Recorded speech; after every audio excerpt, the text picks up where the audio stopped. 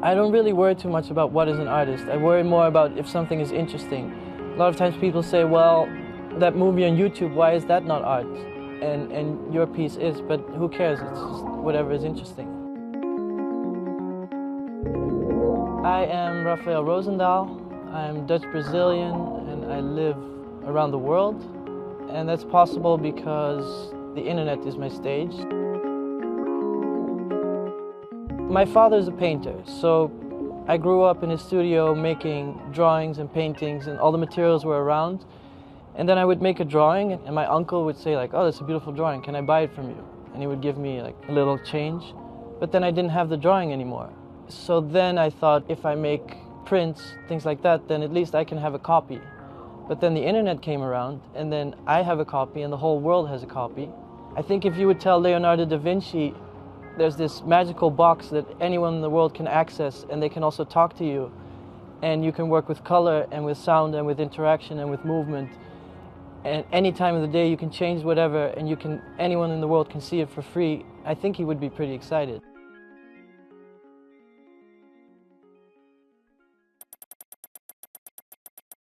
So I've started posting things online. Then I thought, if you put something in a domain name, it's more framed, it's more of a finished work, and you're saying this is really a work, it's not just some file, it's really something. So I started putting things on domain names, and the domain name makes it sellable. And then after it's sold to a collector, the name of the collector is mentioned in the title bar. So it's kind of like owning a public sculpture and having your name at the bottom of the sculpture in the park, and the more people come to that park and the more people see it, the better for the collector and for me. So I kind of feel that excitement when you see something online and you're like, oh, you gotta see this. It's kind of an upgrade of that, where you're like, this is really exciting, but not only am I sharing it, I also own it. Here's the Jello. Yeah, the Jello was one of the first pieces I sold.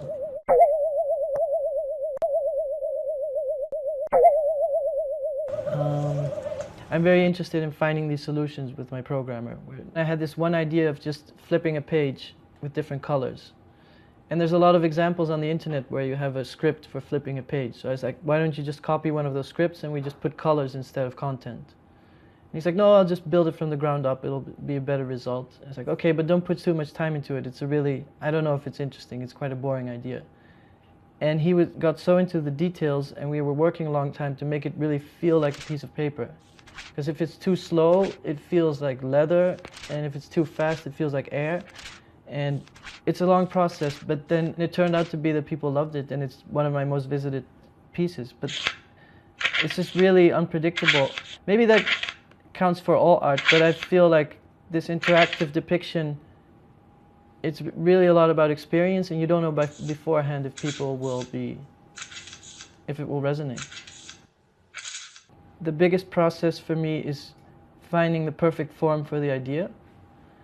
Because it's very easy to think of like, oh, it would be cool to have a website that just has popcorn. But then to actually make it and that it becomes something interesting, that's the struggle I get. First I had to make drawings of popcorn, but then you have to think about what does popcorn sound like. So if you have popcorn in the microwave is way louder than the popcorn. The popping is really quite soft, but in your mind it's a very powerful. So we were in a studio and we tried all these type of things. Finally what we used was popping balloons and then using a lot of distortion on top. So this is what it sounds like. I just felt that there was this huge energy where people are on their computer all day and they want to share things, but then it's this really powerful thing when you get together and you actually see each other and you share things in a bigger space. All my friends own projectors, we all make moving images. Why don't we get together, everybody brings their own gear, and we just project. BYOB stands for Bring Your Own Beamer, which in Europe we say beamer instead of projector. I was very surprised that within 2 months it just started spreading very quickly, and within less than 2 years there's been almost 70 editions. This could be a model of what computing is in the future, where it's not restricted to devices, it's just all around us, and we just have these images and you just walk through the internet, you're not just holding it in your pocket. Minority Report.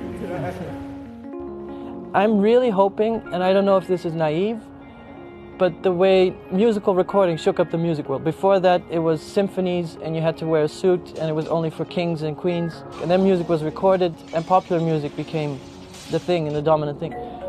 The art world has not been affected so much because it's all around physical objects. But the weird thing about that is that physical objects are difficult to make and they're made in a very small edition, which means the audience is old and rich. So I'm hoping that with this internet we can have support of rich old people, but we can also have an audience that fits the artist.